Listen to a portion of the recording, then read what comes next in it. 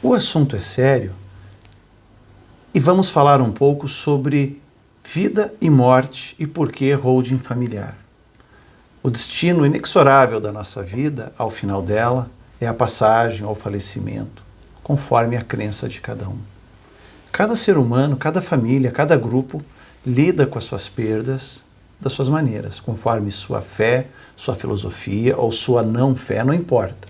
Cada um lida de um jeito. A dor é inerente ao ser humano nesse momento. Porém, quando se tem patrimônio envolvido, a discussão ela passa do campo das emoções e ela vai para o campo jurídico, para o campo patrimonial. De um modo geral, nós trabalhamos de sol a sol, construímos pensando num futuro melhor para nós, para nossa família. E se temos filhos, um futuro melhor para os nossos filhos. Não raro, construímos patrimônio, construímos estratégias, construímos sonhos para que os nossos filhos, quiçá nossos netos, possam ter uma condição melhor do que a nossa. É natural, na escala da humanidade, que cada geração suba um degrau em relação à geração anterior. Nós trabalhamos também para isso, não apenas para isso, mas muito por conta disso. Só que nós percebemos no mundo de hoje uma grande dificuldade econômica, mudanças que vieram do pós-pandemia, mudanças econômicas em função de questões políticas nacionais, internacionais, guerras. Tudo isso afeta a nossa questão patrimonial. Nós, quem tem um pouco mais de experiência de vida, viu no passado medidas econômicas que expropriaram dinheiro e depois foi devolvido ao longo do tempo. Vimos em outros países medidas mais drásticas com relação ao patrimônio e à liberdade individual. Nós sabemos que o imposto que o Brasil cobra, ou que se cobra nos estados do Brasil, o imposto sobre a herança, é um dos mais baratos do planeta. Esse valor irá subir, não resta dúvida. Mas a questão aqui é a difícil decisão que temos de decidir sobre o nosso patrimônio em vida. É uma escolha que se faz para quando não estivermos mais aqui.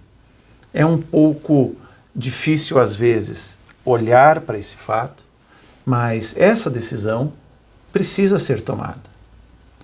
É bem verdade que existe processo de inventário, famílias no passado faziam testamento, fazem doações, mas não há uma preocupação genuína e legítima de encarar esta etapa como mais um ato de amor. Nós construímos, suamos, trabalhamos de sol a sol e queremos deixar algo melhor. Ponto. Isso nós sabemos. Mas por que deixar que essa discussão sobre o nosso patrimônio, sobre o nosso suor, sobre os nossos sonhos, seja decidida por quem não está na fase de construção? Ou porque isso vai ser decidido após a nossa ida, após o falecimento de alguém? Então, essa decisão que deve ser tomada com antecipação. Precisa haver um crescimento da maturidade da nossa sociedade, pensando nisso, mas precisa ter uma preocupação com seus filhos, ou com seus herdeiros, ou com os netos.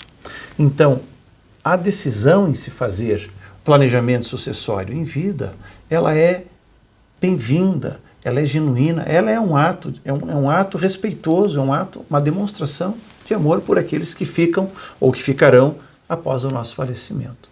Então essa decisão ela é importante que se tome, porque não raro se percebem muitos conflitos, irmãos que deixam de se falar com os outros por conta de brigas pela herança. Ou por vezes, quem tem mais de um filho sabe que cada filho é de um jeito, cada filho tem suas características, suas habilidades, suas potencialidades. O amor é igual a todos, mas cada indivíduo é único e é isso que faz o mundo ser tão bom de ser vivido.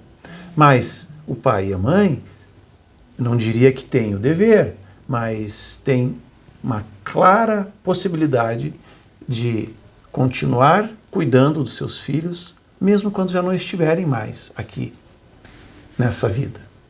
Então essa decisão, ela pode e deve ser tomada. Ela evita uma série de transtornos, se encara desde logo algo que é inevitável, ainda não existe nada na ciência, nem na paraciência, que faça com que a gente fique aqui após a morte, então é inexorável que um dia todos morreremos.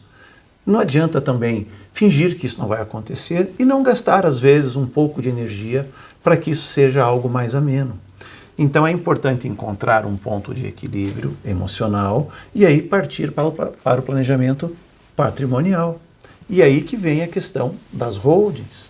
Então essa decisão leva a família a tomar estratégias, fazer planos para que lá no futuro cada filho tenha o seu quinhão de acordo com as suas demandas, com justiça.